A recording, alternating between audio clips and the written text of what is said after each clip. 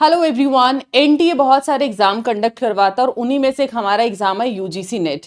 तो एनटीए जब भी एग्जाम कंडक्ट करवाए और कोई कंट्रोवर्सी ना हो, ऐसा हो ही नहीं सकता, क्योंकि एनटीए को आई गेस हैबिट हो चुकी है हर एग्जाम के अंदर इस तरीके के पैटर्न को फॉलो करने की।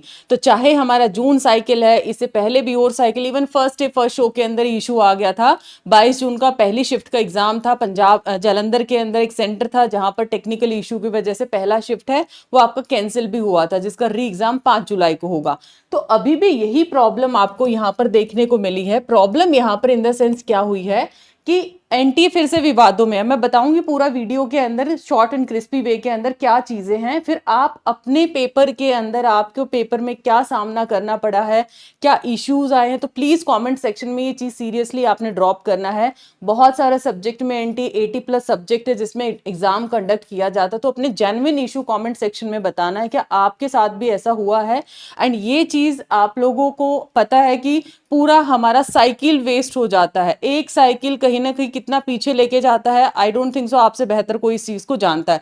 वैकेंसी आती हैं, बहुत सारे ऐसे स्टूडेंट है, जेआरएफ की एज होती है 30 एज है, लास्ट अटेम्प्ट में वो बैठा है, नेक्स्ट ईयर वो जेआरएफ नहीं कर पाएगा। तो इतने सारे फैक्टर्स जुड़े होते हैं, हर स्टूडेंट की अपनी पर्सनल रिस्पॉन्सिबिलिटी है, उसका पर्सनल माहौल है, but I don't think so ये चीजें ये समझता है। तो क्वेश्चन पेपर में बहुत बड़ी गलतियां देखने को मिली हैं, छात्रों के भविष्य के साथ खिलवाड़। अब यहाँ पर मैं छोटा सा आप लोगों को पैटर्न बताती हूँ। 22 जून को आपका एग्जामिनेशन शुरू होता है, 30 जून तक ये एग्जामिनेशन जाता है, ठीक है। इसका फर्स्ट डे फर्स्ट शो, जो पहली शिफ्ट हम लोग बोल सकते हैं, वो कैंसिल हो जाता है जालंधर सेंटर में, और सेम डे नोटिस आता है कि चलो ठीक है, इसका 5 जुलाई को एग्जामिनेशन हम कंडक्ट करवाते हैं। हालांकि इनके साथ भी बहुत कहते हैं ना, एक डिफरेंट लेवल का ये पैनिक होता है। पॉजिटिव लेंगे तो चलो ठीक है, 10-12 दिन आपको और मिल जाते हैं, बट कहीं ना कहीं जो स्टेट ऑफ माइंड ये 22 जून को लेके गए थे, वो अब कहीं ना कहीं थोड़ा सा डिफरेंट लेवल पे चला जाता है। चलो ये बात तो अब सेपरेट होती है। यहां पर इसका क्या ही कर ले, बच्चा इतना मेहनत से तैयारी करके जाता है, थिंकर्स के नाम तक बदल देता है, तो ये कौन सा यहां पर जायज काम किया स्टूडेंट्स के साथ एनटीए ने। तो आप देख सकते हो यहां पर बेसिकली ये आर्टिकल्स आप सोशल मीडिया पे कहीं पर भी देखोगे, पूरा आपको आर्टिकल्स भी मिल जाएंगे, पूरा यहां पर भरा हुआ है पूरा आर्टिकल, 2-3 दिन से आप देखोगे। सो आज मैंने सोचा क्यों ना आप लोगों के लिए इस पे थोड़ा सा क्रिस्टल क्लियर करके वीडियो बना दी जाए, और आप अपने व्यू है कमेंट सेक्शन में अपना सजेशन जरूर से आप लोग बताएंगे, क्योंकि आप बहुत सारे एस्पिरेंट है, आपके साथ भी कहीं ना कहीं अलग अलग सब्जेक्ट्स में हुआ होगा। ये मुद्दा सामने आ गया तो इंग्लिश सब्जेक्ट के अंदर, सोशियोलॉजी के अंदर मुद्दा सामने आ गया, बाकी सब्जेक्ट का ट्रिगर नहीं हुआ है, तो बहुत सारे स्टूडेंट इसको इग्नोर भी कर देते हैं। तो कमेंट सेक्शन में जरूर बताना है। देखिए, यूजीसी नेट का पेपर जो होता है सोशियोलॉजी का, ऑब्वियसली असिस्टेंट प्रोफेसर आपको बनना है, तो इसके लिए हम लोग एग्जामिनेशन देते हैं, और ये सोशियोलॉजी का एग्जाम होता है 30 तारीख को।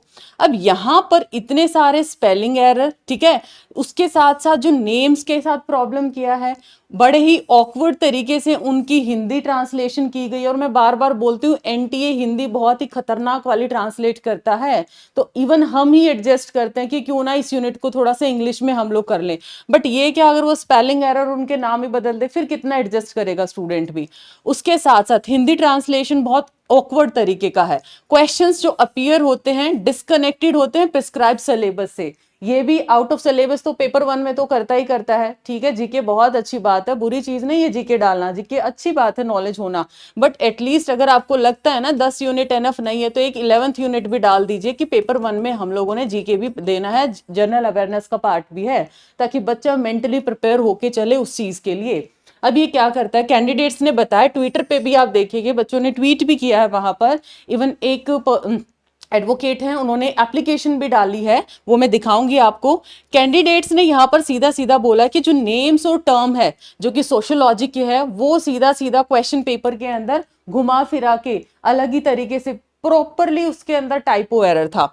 अब यहां पर आप देख सकते हो, अगर यहां पर मैं ये नाम चेंज कर दूं, ठीक है, उसके साथ साथ AR देसाई को अगर मैं AK देसाई कर दूं, आप ये बताइए कितना एडजस्ट करेंगे। बच्चा हाफ ऑफ द टाइम तो ये ट्रांसलेशन, ये नाम ठीक है गलत है, कहीं गलती से क्वेश्चन नहीं आ गया, हाफ ऑफ द टाइम तो इसी में निकल जाएगा बच्चे का। और उस टाइम पे स्टेट ऑफ माइंड क्या होता है, एक एग्जाम प्रेशर है, 3 घंटे में पेपर भी खत्म करना है, 2 पेपर उसको खत्म करने हैं, तो अलग ही लेवल का ये स्ट्रेस है।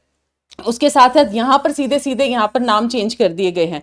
उसके बाद बोला claim the error were not isolated typos but part of a larger problem of poor paper setting and inadequate quality check in a national eligibility examination.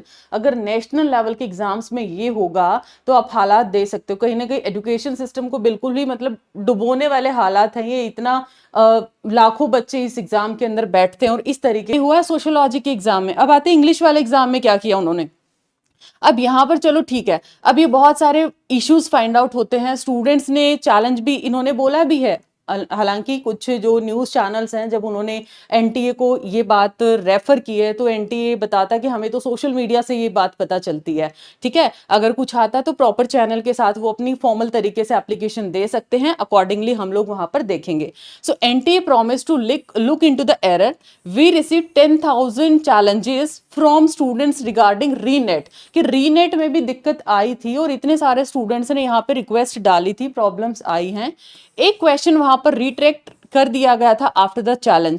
सो हम लोग यही चीज करेंगे यूजीसी नेट के लिए, लेकिन जो एप्लीकेशन है, ग्रीवनेस है, वो प्रॉपर चैनल के साथ आनी चाहिए, रिड्रेसल जो पोर्टल है उसके थ्रू। सो स्टूडेंट्स यहाँ पे बहुत इंपॉर्टेंट चीज है, अपना अगर कोई ऐसा इशू या मुद्दा आपके सब्जेक्ट में हुआ है तो प्लीज यहाँ पर आपने ट्रिगर करवाना है अपना जो ग्रीवनेस है रिड्रेसल पोर्टल पे, ठीक है।